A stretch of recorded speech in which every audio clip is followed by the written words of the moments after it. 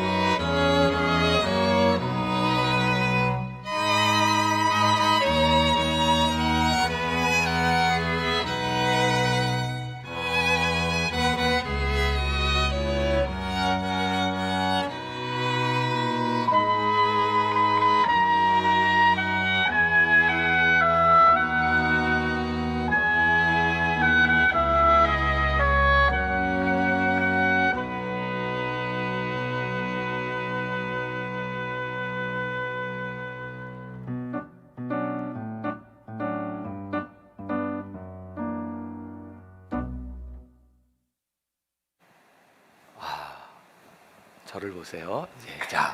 저 뒤에 보이는 광경은 우리가 흔히 생각하는 이스라엘에서는 볼 수 없는 그런 모습입니다. 저게 이제 제 기억에 3월 말인가 4월 초인가 그랬던 것 같은데, 이렇게 막 새싹이 막 돋아나는 그런 공원의 모습, 그리고 굉장히 맑은 물이 흐르고 있습니다. 저 물은 저기 헐몬산에서부터 눈이 녹아서요, 비가 오면 쫙 흘러내려서 저 텔단이라고 하는 곳에 폭포를 이루고 있고요.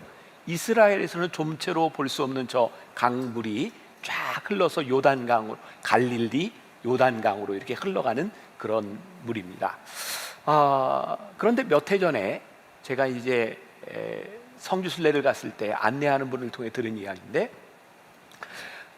갈릴리의 물이 다 말라버려서 이제 성지순례를 못할 정도로 그리고 이스라엘이 큰 위기에 처한 적이 있답니다. 그런데 이스라엘 사람들이 이야기하기를 갈릴리의 물이 마를 정도로 심각한 가뭄이 왔는데 그 이유가, 가뭄의 원인이 한국 사람들 때문이랍니다.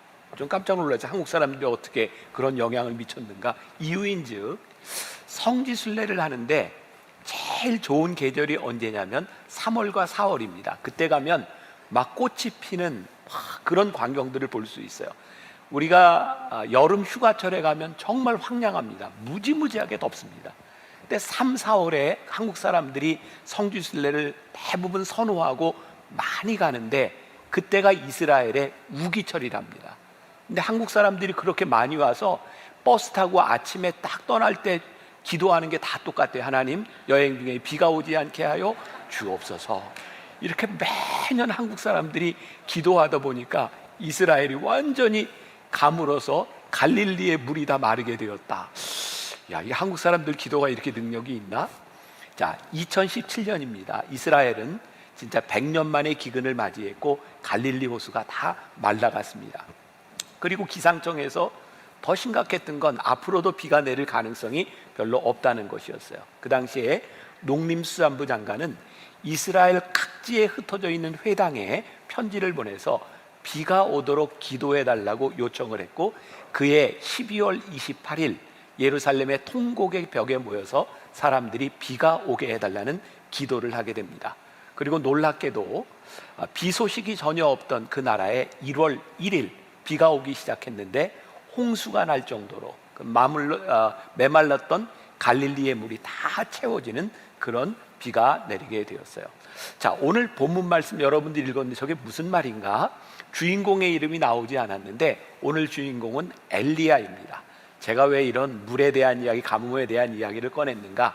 엘리야 하면 바로 3년 6개월 동안 비가 오지 않던 이스라엘에 비가 오도록 850명의 이방 선지자들과 엘리야가 대결하여 이겼던 850대 1의 싸움에서 이겼던 엘리야의 이야기입니다. 자, 오늘 제가 말씀 제목을 아직 이야기하지 않았네요. 자, 지난 6개의 광야는 이제 다 기억하시죠?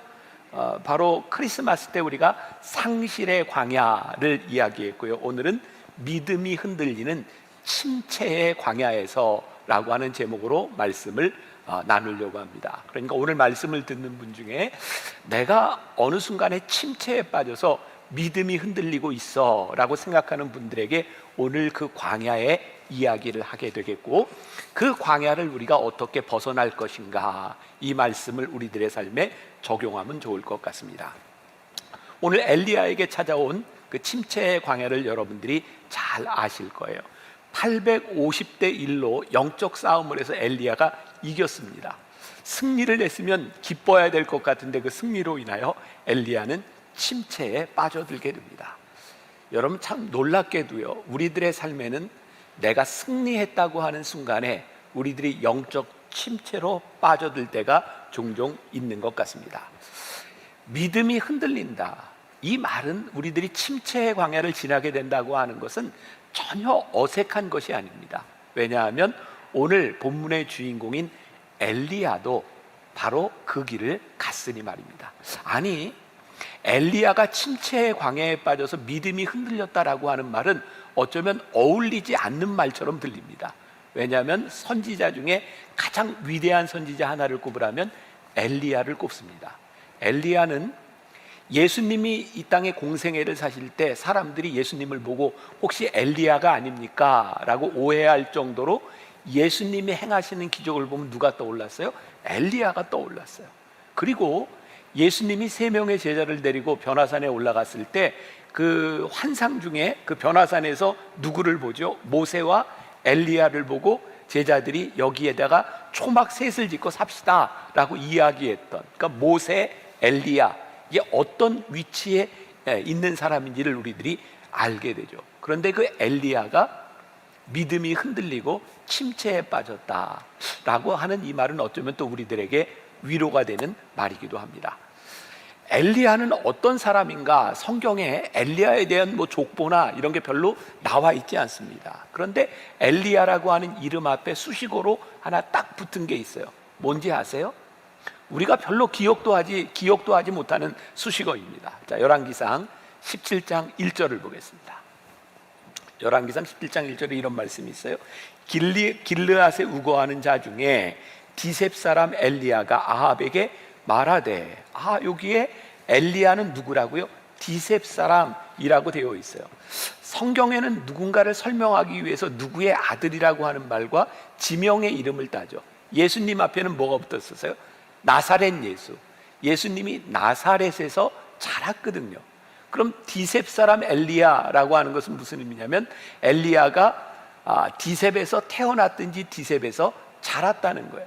근데 이 지명을 우리들이 좀채 들어본 적이 없어요. 유명한 땅이 아닙니다. 이 디셉이라고 하는 것은 어디냐면 길르앗에 우거하는 이라고 하니까 길르앗과 연결이 있는 것 같아요. 자, 이스라엘 지도를 여러분들이 많이 보았어요. 이렇게 여기 지중해가 있고 이스라엘의 여기 헐몬산에서부터 단, 그리고 물이 쫙 내려와서 갈릴리가 있고 요단강이 쭉 있고 사해가 있고, 지금 다 보시는 거죠?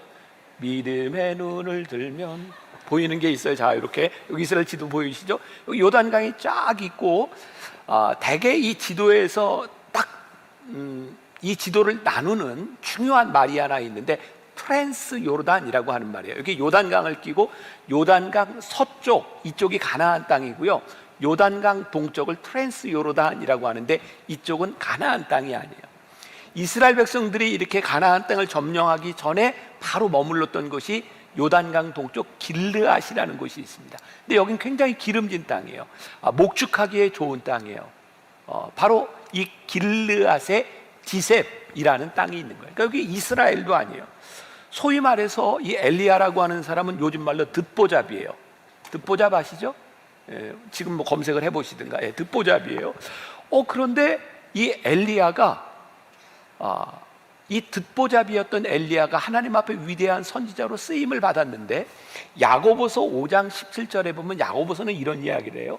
엘리야는 우리와 성정이 같은 사람이로되 그가 비가 오지 않기를 간절히 기도한즉 3년 6개월 동안 땅에 비가 오지 아니하고. 우리는 엘리야가 굉장히 위대한 사람이라고 생각하지만 엘리야는 우리와 성정이 비슷한 사람이야. 그런데 우리와 비슷한 엘리야가 하나님 앞에 이렇게 놀랍게 쓰임을 받았어.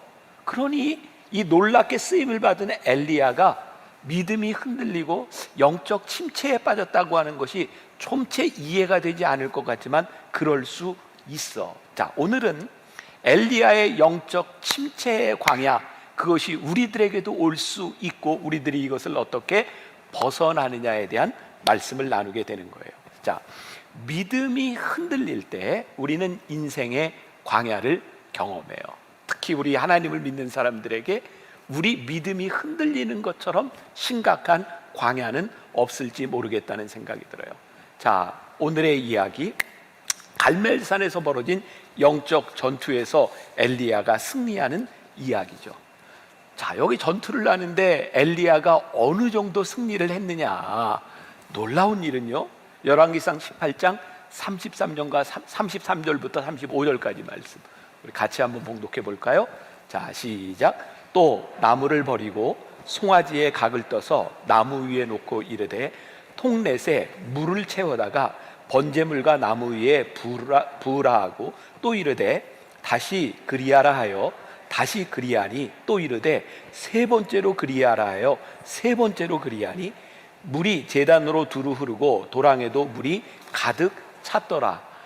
지금 송아지에 각을 뜨고 불이 내려서 이거를 태워버리는 게 진짜 신이다 라고 이야기를 하는데 850명은 실패를 했고 엘리야가 기도하기 전에 물을 채워라, 세 번씩이나 물이 흘러넘칠 정도로. 그리고 엘리야가 기도할 때 불이 내리죠. 그리고 모든 것들을 다 태워버립니다. 그리고 메말랐던 그 땅에 3년 6개월 동안 메말랐던 그 땅에 비가 내립니다. 저는 그냥 이렇게 지나가는 이야기가 될지 모르지만 우리의 기도의 응답은, 그들의 기도의 응답이 뭐였어요? 비가 오는 거였어요. 그들의 기도 응답은 불이 내렸을 때 기도의 응답이 오는구나. 그러니까 우리들에게 이 기도의 응답은 그냥 오는 것이 아니라 불의 임재와 함께 우리들에게 오는데, 엘리야가 놀랍게도 완벽한 승리를 거두고 850명과의 전투에서 이기게 되는 거죠. 그런데 그 일로 인하여 어떤 일이 일어났어요? 이제 다 끝났다고 생각을 했는데 왕후 이세벨이 그 일로 인하여 엘리야를 죽이겠다라는 이야기를 듣습니다. 그 순간 엘리야는 영적 침체의 광야로 들어가게 됩니다. 그리고 엘리야는 이세벨을 피해서 부엘세바로 도망했다라고 되어 있어요. 자, 여기서 우리들이 지도를 좀 볼 필요가 있어요. 이스라엘 지도 잠깐 보여주세요. 자, 갈멜산 보이세요? 자, 저 갈멜산에서 전투를 한 거예요. 그리고 저 지중해에서부터 떠오르는 비구름을 보게 되죠. 근데 저기에서 이세벨이 죽이겠다라는 얘기를 듣고 엘리야가 어디로 도망갔다고요? 저 밑에 부엘세바로 갔다고요. 자, 여러분들 저 중간에 예루살렘이라고 하는 도시가 보이시죠? 지금 엘리야가 활동하던 저 시대는 아합 왕이 있던 시대인데, 아합 왕은 북이스라엘의 왕이었어요. 여러분들 아시죠? 이스라엘이 반으로 딱 갈라져서 북이스라엘과 남유다로 갈라진 것. 그리고 그 경계가 어디냐면 예루살렘 조금 위로 이렇게 반을 나누면 위로는 북이스라엘이고 남쪽으로는 남유다가 되는 거예요. 엘리야가 왕후 이세벨을 피해서 도망했다라고 하면 어디까지 가면 안전해요? 예루살렘까지만 가면 안전해요. 저기는 나라가 있게 다르니까. 그런데 엘리야가 어디까지 도망갔다고요? 부엘세바까지 도망갔다고요. 부엘세바 하면 여러분들 누가 생각나세요? 아무도 생각 안 나세요? 네, 우리 광야를 이야기할 때 눈물이 흘리는 광야, 바로 하갈과 이스마엘이 어느 광야? 부엘세바 광야로 쫓겨났던 거 기억하세요? 부엘세바가 광야란 말이에요. 그리고 아까 부엘세바 바로 밑에는 네겝이라는 땅에 있는데 저기는 사람이 살 수 없는 사막지대인 거예요. 그러니까 이스라엘의 영토를 이야기할 때 저기 위에 단에서부터 부엘세바까지, 무슨 말이에요? 여기까지가 사람이 살만한 지역이다, 이런 얘기입니다. 이제 부엘세바 밑으로 내려가면 광야가 되는 거예요. 세상에 설교 시간에 이렇게 자세히 가르쳐줘. 아유, 이제 여러분 성경 있는데 얼마나 도움이 많이 되겠어요. 자, 이렇게 부엘세바까지 도망을 갔다고 하는 거예요. 이 척박한 땅에.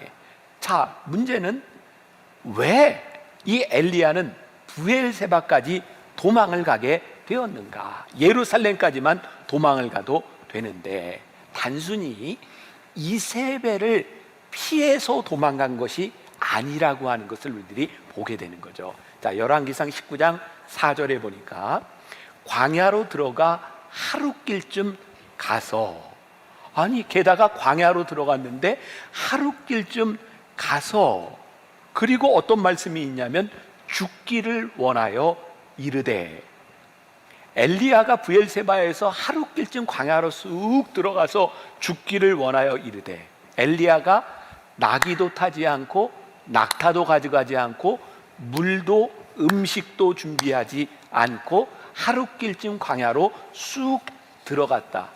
뭘 생각하고 있는 거예요? 죽으려고 들어간 거죠. 이제 거기에서 물도 없고 양식도 없으면 떨어져 죽는 거예요. 제가 이 말씀을 이렇게 준비하던 때 벌써 작년인가 재작년인가요? 작년인가요? 우리 박원순 시장이 이렇게 자살을 했던 거 기억하실 거예요. 바로 그 사건이 있던 때 제가 원고를 쓰고 있었던 것 같아요. 그 방송에서 어떤 분이 나와서 그 자살에 대해서 이야기를 하면서 이런 말을 하더라고요. 그 박 시장이 집을 나와서 그 산으로 갔을 때 정말 절박하게 살고 싶은 마음이 있었을 겁니다. 그런데 거기에서 모든 희망이 다 끊어졌다고 생각할 때 그때 죽었을 겁니다. 그러니까 죽으려고 가는 사람들에게는 삶에 대한 간절함과 절박함이 있다는 거예요. 근데 그것이 다 끊어져 버리는 것, 그때 죽음을 생각하는 거죠. 오늘 혹시 죽음을 생각하며 말씀을 듣는 사람들도 있을 것 같아요. 우리 주변에 죽음을 생각하는 사람들이 의외로 많습니다. 근데 이것이 단순한 죽음의 문제일까? 죽음을 생각하는 위협의 문제일까? 우리 주변에는 또 우울증에 빠져 있는 많은 사람들을 보게 되죠. 우울증에 빠지면 자신이 지금 처하고 있는 이 삶을 굉장히 비관적으로 보게 됩니다. 여러분들 중에도 혹시 이제 우울증 약을 먹고 계시는 분이 있겠죠. 저도 한 3년 동안 굉장히 심한 우울증을 앓았습니다. 우울증 증세는 아시죠? 우울해요. 진짜 우울증에 빠지면 아무 이유 없이 우울하고 비관적이고, 여러분들 생각해 보세요. 매주 설교를 하는 이 담임 목사가 우울증에 빠져 있었으니 얼마나 힘들었겠습니까? 정말 많이 힘들었어요. 근데 우울증이 그냥 온 건 아니고 제가 너무 이제 과로하고 이런 것 때문에 저에게 이제 육체적인 문제와 함께 우울증이 왔던 거죠. 그래서 저는 그 우울증 그 기간을 지나갈 때 늘 죽음이 이렇게 내 옆에 도사리고 있었던 거예요. 언제 죽을지 모르는 거예요. 그리고 제가 이렇게 저 자리에 앉아 있다가 이렇게 설교하러 나올 때 저는 그 공황장애도 앓고 그랬었잖아요. 너무 힘들어요. 그리고 간절하게 기도를 하는데 어떤 기도를 하냐면, 내가 설교하다 쓰러지거나 죽을지도 모를 것 같으니까 하나님, 저 설교 시작해서 설교 끝날 때까지 저를 붙잡아 주세요. 그런 기도를 간절하게 했어요. 제가 지금 여러분들에게 이런 말을 할 수 있는 건 지금 그런 상태가 아니기 때문에 이 과정을 벗어났기 때문에 여러분들에게 이런 이야기를 할 수 있는 거예요. 그런데 단순히 환경에 대한 문제가 아니라 우리들에게 우울증이라고 하는 것이 이렇게 딱 들어오면 우리를 얼마나 무겁게 누르는지, 그것이 우리들의 삶을 굉장히 비관적으로 보게 하는 거죠. 그래서 그 심리학자들은 이 엘리야를 바라보면서 어쩌면 그가 심각한 우울증에 빠져 있었을 것이다 라고 이야기를 하기도 합니다. 그런데요, 엘리야가 심각한 우울증에 빠져 있기는 했는데 이 심각한 우울증으로 자살하려고 브엘세바 광야까지 들어가기는 했는데 그가 침체의 광야에서 벗어날 수 있었던 이유가 있는데 그가 하나님과의 끈을 가지고 있었다는 거예요. C.S. 루이스라고 하는 사람이 순전한 기독교라고 하는 책에서 그리스도인의 생명력에 대해서 이런 말을 합니다. 제가 조금 읽어드릴게요. 살아있는 몸은 죽은 몸과 달리 상처를 입었을 때 어느 정도까지 자신을 치유할 수 있습니다. 몸이 살아있다는 것은 절대 상처를 입지 않는다는 뜻이 아니라 어느 한도까지는 스스로 회복할 수 있다는 뜻입니다. 마찬가지로 그리스도인이란 절대 잘못을 저지르지 않는 사람이라는 뜻이 아니라 넘어질 때마다 회개하고 다시 일어나 몇 번이고 새롭게 시작할 수 있는 사람이라는 의미입니다. 여러분, 그리스도인의 생명력은 우리들이 완전하기 때문이 아니라 우리를 일으켜 세우실 수 있는 하나님과 연결되어 있기 때문이라는 말이에요. 우울증은 사실은 그냥 찾아오는 것은 아닌 것 같습니다. 뭔가 문제가 있어요. 우리들이 육체적으로 막 힘들든지 아니면 어떤 상처를 받든지 그런 이유로 인하여 어떤 동기가 분명히 있는 거죠. 그런데 오늘 엘리야를 통해 보면 그를 이렇게 탁 이렇게 건드린 큰 우울증으로 빠지게 된 동기가 무엇이냐? 엘리야가 850명의 선지자와 영적 전투를 하고 기도할 때 엘리야가 바랬던 것은 뭔지 아세요? 요번 전투로 이제 이스라엘 백성들이 다 회개하고 왕이 회개하고 우상을 다 버리고 하나님께로 돌아오는 것, 요 영적 전투에서만 이기면 된다고 생각을 했어요. 그게 큰 영적 전투였거든요. 그런데 엘리야가 기대했던 것하고는 달리 그 전투에서 승리를 했는데 이세벨이 자기를 죽이겠다는 거예요. 나는 여기서 끝났어야 됐다고 생각을 했는데 그가 원했던 일이 이루어지지 않는 거죠. 여러분, 우리를 굉장히 심각한 우울증으로 모는 것 중에 하나는 뭐냐면 내가 원하는 결과를 얻지 못했을 때 우울이라고 하는 것이 우리들에게 찾아옵니다. 그러니까 여러분, 지금 우리들이 뭔가를 열심히 하고 있는데 우리들에게 내가 원치 않던 우울증, 죽음에 대한 충동, 이런 것들이 우리들에게 찾아왔다면 그 동기 중에 하나가 뭐냐면 내가 원하는 일이 이루어지지 않을 때 그런 것들이 우리들에게 찾아온다는, 엘리야에게도 그런 일이 일어난 거예요. 그런데요, 오늘 그 엘리야에게 죽음을 생각하며 브엘세바에서 하루길쯤 쭉 들어갔던 엘리야에게 은혜가 찾아와요. 은혜의 그늘이 그에게 찾아와요. 자, 오늘 말씀해 보니까 엘리야가 브엘세바에서 하루길쯤 되는 광야를 걸었을 때 그가 지쳐서 먹을 것이 없던 때, 자, 열왕기상 19장 4절 말씀 우리 같이 봅시다. 시작. 자기 자신은 광야로 들어가 하루길쯤 가서 한 로뎀나무 아래에 앉아서 자기가 죽기를 원하여 이르되 여호와여, 넉넉하오니 지금 내 생명을 거두시옵소서. 나는 내 조상들보다 낫지 못하니이다 하고, 이게 지금 성경이 굉장히 순화돼서 이렇게 표현이 되어 있는데, 하나님, 저 그만 살래요. 저 못 살겠어요. 그런데 어디에 앉아서? 로뎀나무 아래에 앉아서 지금 푸념을 하고 있는 거예요. 자, 여기서 또 로뎀나무에 대해서 우리들이 한번 생각해 봅시다. 로뎀나무라고 하는 말을 우리들이 참 많이 듣습니다. 어떤 교회 이름은 로뎀나무 교회예요. 또 어디 가면 로뎀나무 카페, 이런 것도 있어요. 그러니까 여러분들, 우리 머릿속에 로뎀나무 하면 다 그려지는 게 푸른 나무 밑에 착 앉아서 마치 우리나라의 어떤 큰 나무 밑에 정자가 있고 거기에서 다 쉬는 듯한 그런 모습이 그려질지 몰라요. 그런데 로뎀나무는 그런 나무가 아닙니다. 사진을 좀 보여드릴게요. 자, 저 광야에 가면 저렇게 조그만 나무가 하나 있고 저것보다는 요 이미지, 요 사진이 더 좋을 거예요. 여기 이렇게 덤불처럼 되어 있죠. 그 로뎀나무라고 하는 게 영어로 브룸 트리라고 되어 있는데요, 저게 1년생 쌀이나무의 일종입니다. 사막에, 광야에 1년생 쌀이나무가 하나 있는데요, 그 쌀이나무 그늘 안에 엘리야가 누워 있는 거예요. 여러분, 우리들이 생각하는 그런 큰 나무 그늘 아래에서 엘리야가 하나님과 대화하고 있는 것이 아니라 저 1년생 쌀이나무 아래에서 하나님과 대화하고 있는 거예요. 엘리야가 죽기를 원하여 말하는데 그에게 그 작은 그늘 로뎀나무 아래에서 하나님을 만나는 그것이 그에게 은혜가 됩니다. 여러분, 우리 인생의 광야에서 우리들이 만나는 오아시스는 어쩌면 그렇게 풍성한 것이 아닐 수 있습니다. 그렇지만 이 광야 가운데서 잠시 머물러 있는 아주 작은 그 은혜, 로뎀나무 아래에서 우리는 하나님의 놀라운 은혜를 경험하게 되고 그 가운데서 하나님의 음성을 듣게 되고 우리들이 깨닫게 되는 것이 있습니다. 중요한 것은 이 앙상한 로뎀나무 아래서 엘리야가 하나님의 손길을 경험하게 되는 것이죠.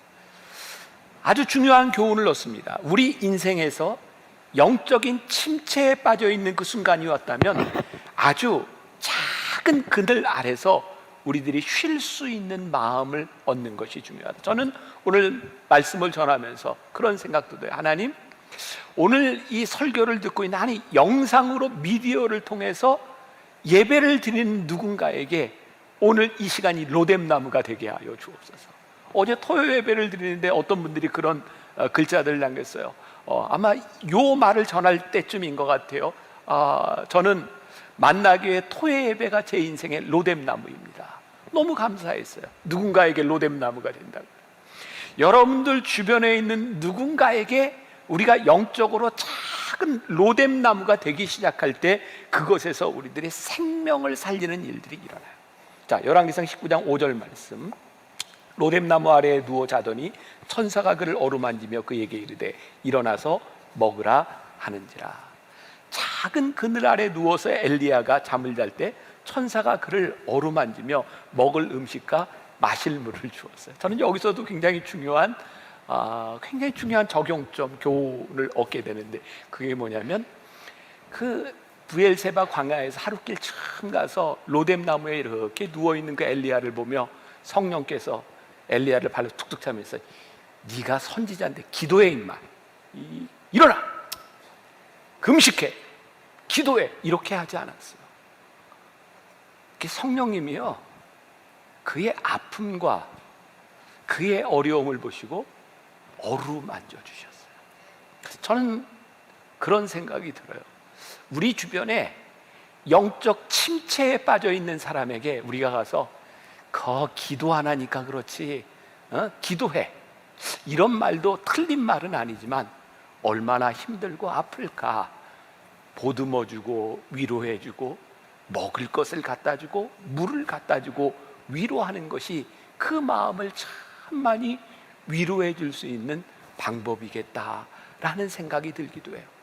여러분, 엘리야가요, 그의 인생에 로뎀나무 아래서 하나님의 보듬어 주시는 그 손길을 경험하고 그가 일어나서 열왕기상 19장 8절에 보니까 이에 일어나 먹고 마시고 그 음식물의 힘을 의지하여 40주 40야를 가서 하나님의 산 호렙에 이르니라.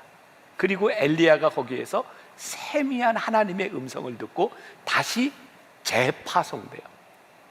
여러분, 엘리야에게 이 로뎀나무 그늘 아래서, 아니 그의 영적인 침체의 시간이 없었더라면 엘리야는 그냥 많은 선지자 중에 하나로 끝났을 겁니다. 그런데 엘리야는 돌아와서 누구의 스승이 되냐면 엘리사의 스승이 되고, 엘리야는 선지자 중에 유일하게 죽음을 보지 않고 하늘나라의 들림을 받는 사람이 됩니다.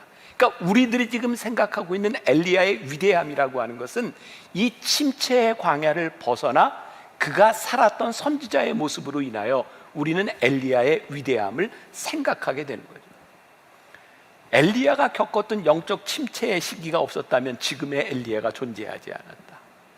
여러분, 우리가 1년 동안 함께 나누었던 주님은 나의 최고봉, 그 오스왈드 챔버스의 전기, 순종의 길, 지금 요즘 책은 순종이라고 제목이 바뀌었는데, 거기에 보면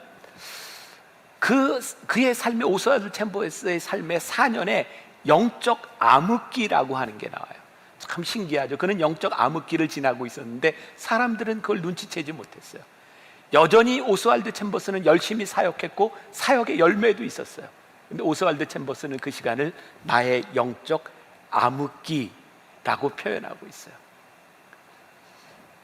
엘리야가 850명의 이방 선지자들과 맞서서 싸워서 이겼을 때 어쩌면 그 시간도 엘리야에게는 영적 침체의 시간이었는지 모른다는 생각을 합니다. 왜? 우울증, 죽고 싶은 마음은 한 번에 딱 찾아오는 것이 아니라 막 쌓여 있는데 무엇 하나가 딱 건드리는 겁니다. 여러분, 마치 겨울에 눈이 오면 그 부드럽고 그 가벼운 눈이 쫙 쌓이는데 어느 순간 나무 가지가 우지끈하고 부러져요. 그것은 지금 눈은 오는 눈이 아니라 쌓여있는 눈에 조그만 것이 얹어지면 나뭇가지도 부러지고 지붕도 가라앉는 거예요. 우리의 영적 침체, 우울증이라고 하는 것은 우리들에게 짓눌렸던 어떤 것이 우리들에게 딱 건드릴 때, 그러니까 엘리야에게 있어서는 야, 내가 이렇게 참고 왔는데 이세벨이 자기를 죽인다고 하는 이야기를 듣고 무너져 버린 거죠. 우울증에 빠져버린 거예요. 그러니까 여러분들에게 찾아오는 영적 침체는 지금 그 어떤 중요한 일이 참 중요하고 결정적이기는 한데 여러분들의 삶에 그 문제가 지속되어 있었다는 거예요. 엘리야에게 필요한 것은, 이 순간 영적 침체에서 필요한 것은 사역의 승리가 아니라 하나님의 따뜻한 위로였던 것이고, 다행히도 엘리야는 로뎀나무 아래서 바로 하나님의 사랑과 하나님의 위로하심을 경험하게 되는 것이죠. 로뎀나무를 만나면 그 자리에서 쉬는 것이 필요하다. 글쎄요, 제가 여러분들에게 어떤 말, 이게 목사가 이런 말 해도 되나? 여러분들이 영적 침체에 빠졌을 때는 쉬세요. 노세요. 야, 내가 지금 이런 얘기하니까 저기 노이만 선생님이 저를 막 째려보는 것 같아. 맨날 저한테 하는 얘기인데, 목사님 쉬세요, 내려놓으세요.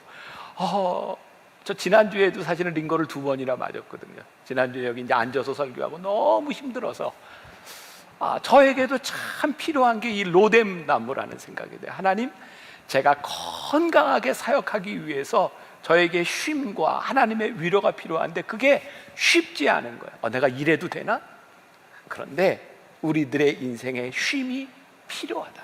그리고 우리들에게 진짜 필요한 것이 있는데 우리들을 지치게 하고 우리를 우울하게 만드는 그 일 가운데서 우리들이 문제에 집중하지 않고 세미한 하나님의 음성을 듣는 것이 우리들에게 너무 중요하다. 제가 말씀을 준비하다 한 가지 책을 보게 되었는데, 제가 이야기로 하는 것보다 제가 이제 실험을 한번 해보면 좋겠다는 생각이 들어요. 제가 이렇게, 자, 실험 끝. 줄을 하나 걷어요. 그런데 우리 김병윤 목사님한테 한번, 김병윤 목사님 잠깐 나와 보세요. 자, 빨리 나와요. 네, 내가 여기 줄을 하나 걷는데 여기 줄에 어떤 손도 대지 말고 이 줄을 이거보다 더 가늘게, 그리고 이 줄을 이것보다 더 짧게 한번 만들어 보세요.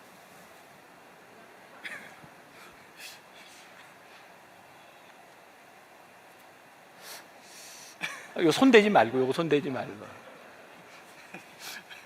들어갔어요. 됐어요. 네, 됐어요. 수고했어요. 네, 내가 쉬운 거 같으면 왜 시키겠어요. 네. 그럼 우리 장로님 잠깐 나와 보세요. 네. 장로님이 한번 우리 목사님이 못한 이 줄에 손대지 말고 이 줄을 짧고 가늘게 한번 만들어 보세요.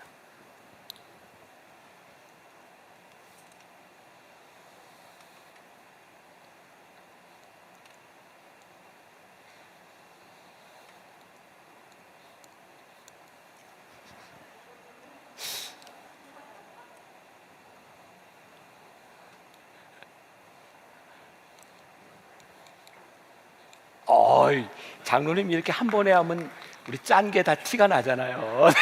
네, 네, 들어가서 좀 고민을 하다 해야 되는데 이제 네, 그 3부 예배 때는 연기력을 조금 더 보강해서 네, 자 여기에 손대지 않고 이 줄을 짧고 가늘게 만드는 방법은 손을 대지 않고 만드는 방법은 그 옆에 굵고 긴 줄을 그으면 짧아 보이고 가늘게 보이는 겁니다. 전 굉장히 중요한 진리라고 생각하는데 이 이야기가 어떤 수도원에서 있었던 이야기인데요. 수도원 원장이 제자들에게 줄을 딱 거놓고 여기에 손을 대지 말고 짧고 가늘게 한번 만들어 보세요. 그랬더니 다 고개를 갸우뚱하는 거예요. 그때 한 제자가 나와서 굵게 줄을 쫙 긋습니다. 그리고 짧아졌죠, 가늘어졌죠 라고 말을 합니다. 그럼 우리들의 삶의 우울증, 침체의 광야에 들어왔을 때 우리의 침체에 집중하면 그건 우리들에게 어떤 변화도 일어나지 않습니다. 엘리야를 침체에서 벗어나게 한 것은 아주 조용한 가운데 들렸던 세미한 하나님의 음성이었습니다. 제가 많이 힘들고 어려울 때 저에게 들렸던 세미한 음성이 있어요. 제가 그때는 이제 공황장애로 굉장히 힘들었을 때, 집에 혼자 있을 때였는데, 많이 이렇게 힘들 때는 병원에 가서 그냥 주사 한 대 맞으면 좋아지거든요. 그런데 막 연락도 안 되고 혼자 저 처음으로 그렇게 하나님께 기도해 봤던 것 같아요. 하나님, 저 도와주세요, 살려주세요. 저는 그런 기도가 되게 조금 치사하다는 생각이 들었거든요. 왜냐하면 저는 좀 이렇게 믿음으로 이겨야 된다고 생각했던 사람이니까. 근데 제가 살려주세요, 도와주세요 하는 기도가 저 스스로 조금 이게 치사하다, 이거 진짜 그런 생각이 들었었거든요. 근데 그때 저는 제 안에 세미한 음성을 들었어요. 제가 그 침체의 광야를 지나는 동안 하나님께서 깨닫게 하신 게, 우리 만나교회 성도들이 얼마나 많은 고통과 아픔 가운데 있는지를 제 아픔을 통해서 하나님이 보게 하시고 깨닫게 하시고, 그때 저는 이렇게 마음속에서 그려지는 우리 교인들의 눈물을 보았거든요. 그때 저에게 은혜가 찾아왔어요. 하나님이 나를 이 침체의 광야 속에 넣으신 이유가 있구나. 요즘은 제가 이게 저한테서 떠나지 않는 평생에, 뭐 이렇게 늙지도 않은 사람이 평생 이런 얘기해서 죄송한데, 아무튼 조금만 무리를 하면 저는 많이 힘들어요. 그리고 그게 저에게 늘 가시처럼 느껴지기도 해요. 그런데 하나님께서 가시처럼 느껴질 때마다 깨닫게 하시는 게 뭐냐면, 이것이 너의 은혜다라는 마음을 주세요. 사랑하는 여러분, 여러분들의 침체의 광야에서 로뎀나무 아래 여러분들을 어루만지시는 하나님의 손길을 우리들이 경험하게 될 때, 침체의 광야가 여러분들에게 은혜의 광야가 되고, 그리고 여러분들이 누군가에게, 침체의 광야에 빠져있는 누군가에게 여러분들이 로뎀나무가 되어주세요. 아주 작은 그늘이지만 그 은혜의 그늘이 되어주는 것, 누군가를 침체의 광야에서 벗어나게 하는 것도 여러분들에게 큰 은혜라는 생각이 들어요. 그래서 혹시 여러분들 주변에 우울하고 너무 힘든 사람이 있으면 가서 발로 차면서 기도해, 철야해, 금식해 이러지 말고 따뜻하게 위로해주고, 하나님의 마음으로 위로해주고 보듬어주고, 우리 함께 침체의 광야를 벗어나는 한 주간이 되기를 간절히 소원합니다. 오늘은 말씀을 마치면서 찬양을 하나 들으려고 합니다. 우리 소정호 형제가 로뎀나무에 대한 찬양을 불러줄 텐데, 한번 잘 가사를 생각하며 들으면 좋겠습니다.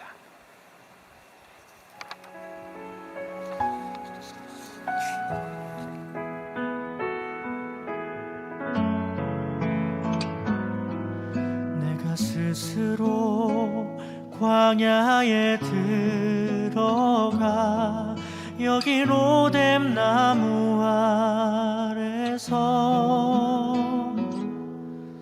고난 내 영혼 간구하는 것 오직 주길 바램입니다. 아무 소망도 아무런 기대도 없는 여기 로뎀 나무 아래서 주여 나를 돌아보소서. 주여 나를 도와 주소서. 그때에 내 머리를 어루만지시는 분, 내게 떡과 물로 소생시키시고 위로하여 새 힘 주어 가게 하시는 여기 로뎀 나무 아래서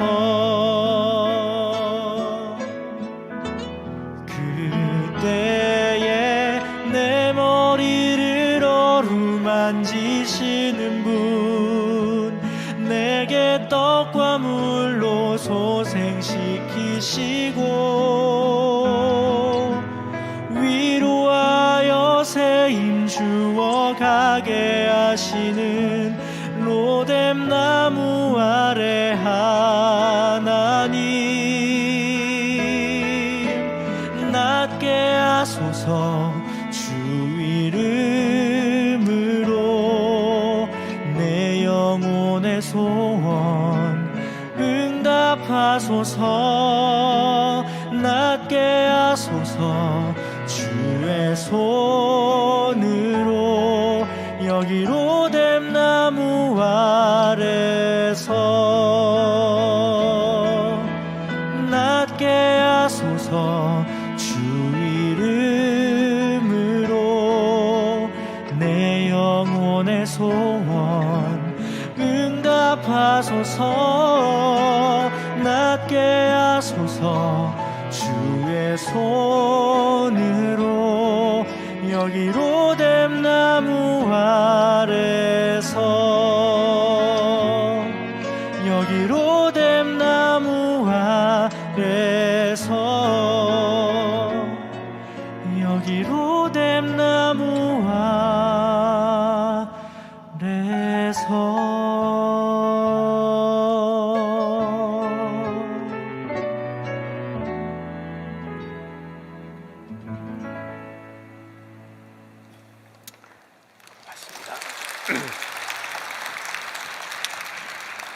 제가 지금 이 순간에 굉장히 갈등을 하나 하고 있거든요. 찬양을 하나 부르고 축도를 할까, 그냥 축도를 할까. 우리 같이 한번 길지 않고 아는 찬양이니까 참 좋으신 주님. 아까 우리 예진 자매가 불렀던 우리 찬양인데, 한번 우리 믿음으로 한번 이렇게 고백하고 참 좋으신 주님, 그 위로가 우리에게 있기를 원합니다. 우리 함께 찬양하고 제가 기도하겠습니다.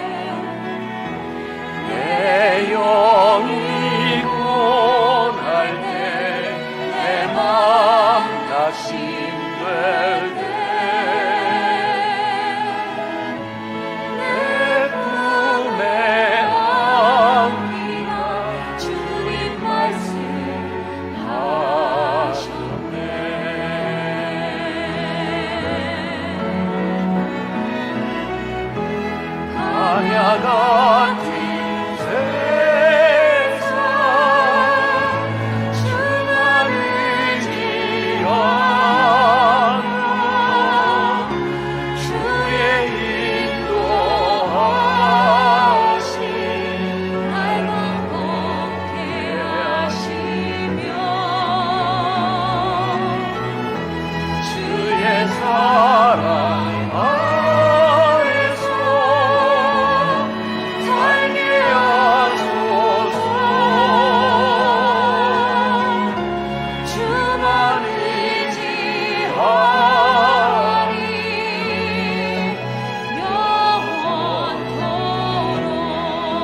광야 같은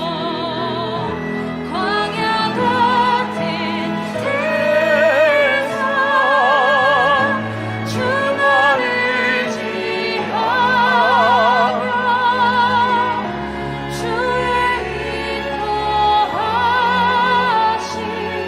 날 강건케 하시며 주의 사랑 너의 손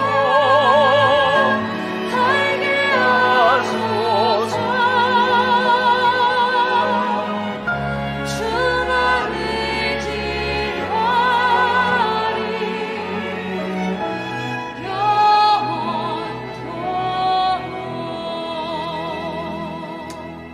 하나님, 오늘 말씀을 통해 침체의 광야를 걷고 있는 우리 사랑하는 지체들을 위로하게 하시고, 주님, 침체의 광야에서 벗어나는 것이 길이 무엇인지를 우리들에게 보게 하셨습니다. 하나님, 우리 주변에 왠지 우울한 침체된 우리 지체들이 있습니까? 아니, 내가 지금 그 길을 걷고 있습니까? 비록 작은 로뎀나무지만 그 로뎀나무 아래 쉴 수 있는 마음과 하나님을 의지할 수 있는 마음과 하나님의 손길을 거부하지 않는 마음을 우리들에게 허락하여 주옵소서. 주님, 오늘 이 예배와 찬양과 기도와 말씀이 누군가에게 로뎀나무 아래 주님의 위로하심을 받는 그 은혜의 시간이 되게 하여 주옵소서. 침체의 광야가 힘들기는 하지만 그 광야를 벗어날 때 하나님 우리들에게 주시는 새 힘을 우리들이 고백합니다. 이전보다 더 강건하여짐을 믿음으로 고백합니다. 하나님의 은혜가 우리들에게 족함을 믿음으로 고백합니다. 이제 광야가 다 끝나가고 있습니다. 광야 저 너머 그 가나안 땅에서 주와 함께 동행하는 우리 귀한 믿음의 성도들이 되게 하여 주옵소서.